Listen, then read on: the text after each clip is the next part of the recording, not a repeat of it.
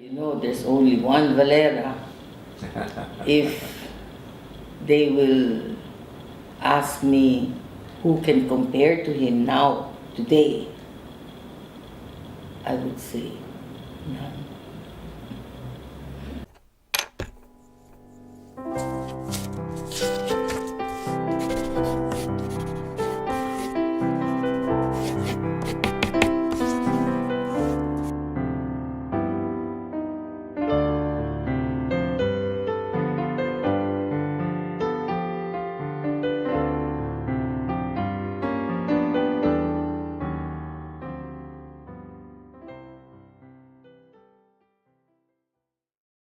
He was a super talented person, and he made use of the talents of our bordadoras.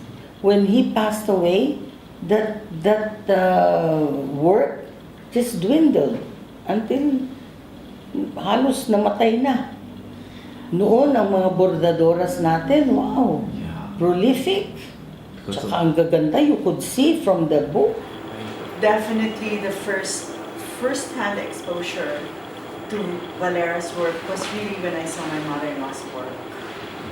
I knew about his work, but never saw it until I'd see my mother-in-law, like she sometimes fix her things when she was still alive, and that's when I first saw it.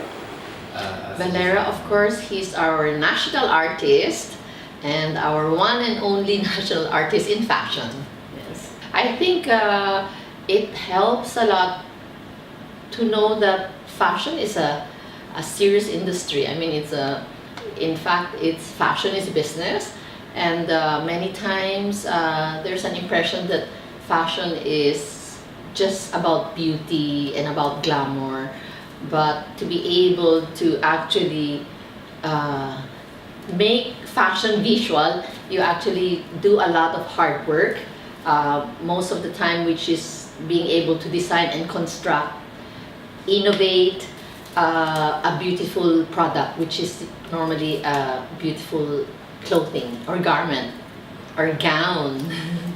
You know, ever since I was young, he made all of my mother's gowns and ternos, and my mother was promoting him in the store. I grew up knowing Ramon Valera, and when I turned 18, he made my gown.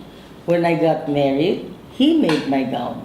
Well, I was young, and you know, we were always taught at that time, when you're young, you just keep quiet. The children are seen, not heard.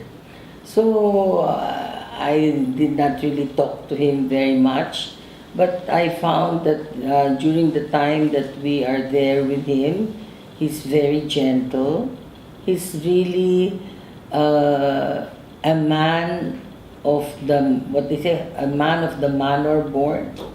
Very, very polite, well educated. He speaks with a soft voice. I never heard him say any bad words to his costureras. My mother and him would have a good time making chismis. They must have planned it, like, I would say a year before, because if you look at the beadwork, I would think like they were stuck with you know, glue. But no, they're not. They're shown one by one.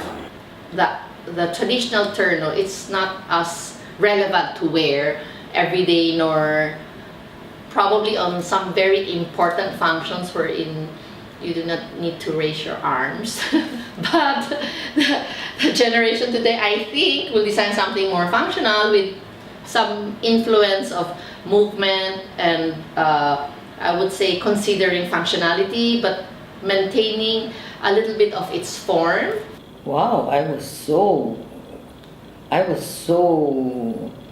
happy and also pleased that I sort of inspired him to come out with that design. Because of course the designer has to get inspired. And so I said, wow, I inspired him to do such a beautiful gown. I found it so beautiful. The ribbons, the color, it's beautiful. The dress dictates your posture. You have no choice but to sit straight and to stand straight, because it's almost like you are cemented into it, and your posture has to be straight, because if not, then the ribs here, the metal ribs, will poke you if you slouch like this. I think it's the way the sleeve is constructed, and in fact traditionally it's close to the elbow or below the elbow, somewhere nearby the elbow, so it is rather difficult to raise your arms because it will bend your butterfly sleeves. So now we'll see what the students are going to do, because whatever they design, it is something that is relevant to their lives today.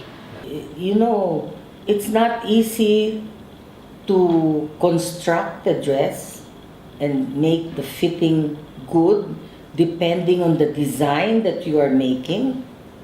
And it needs study, it needs, I don't know, it's not easy. Because sometimes I fit a dress, it looks nice when you look at it, but my goodness, you know, it doesn't feel comfortable because it was not, the construction was not correct. Well, the tenacity in the beading is one, and how he just manages. If you look at it, the cuts are pretty basic. You know, it's pretty consistent like this, but it's his color combinations. They're so unusual. I mean, apart from the beading designs, because what he has done with beads, like it's out of this world, like how he beads. I think first is the sleeves. Second, most of the closure of the clothing is the back. So you have the back zipper or the back buttons. So you always have to make sure you have somebody who can help you at home to put it on and take it off.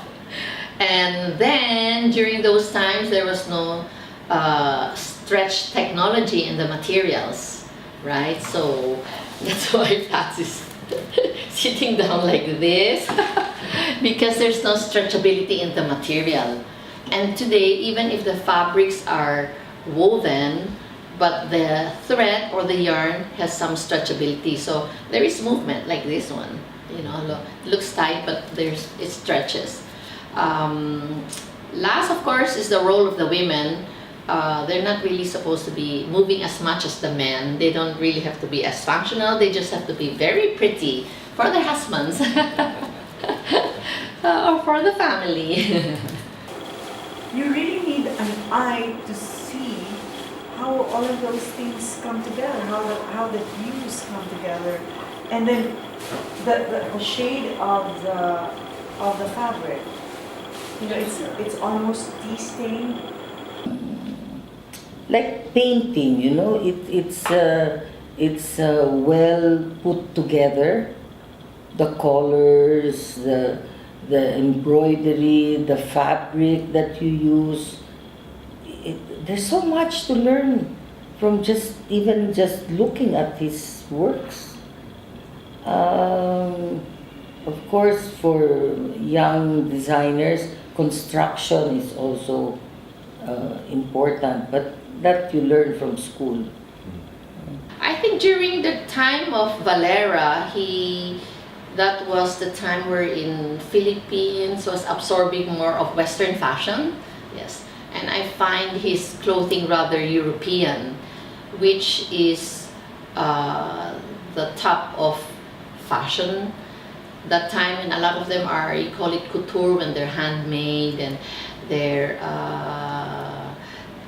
quite embellished. And for me, it was his design was rather very European, very global that time. But he kept the Filipino signature, which is the sleeve.